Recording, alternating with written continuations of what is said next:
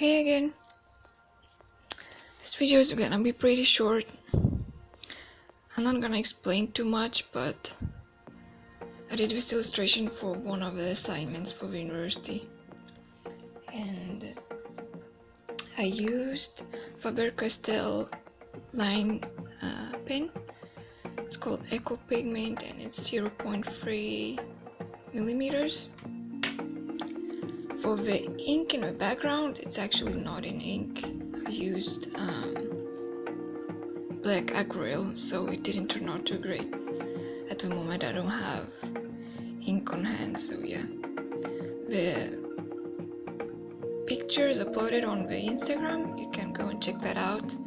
The link is down below. Also the link to my Vero account. And also, if you like my videos, please and push on a bell button so that you can get notified right away when I upload a new video.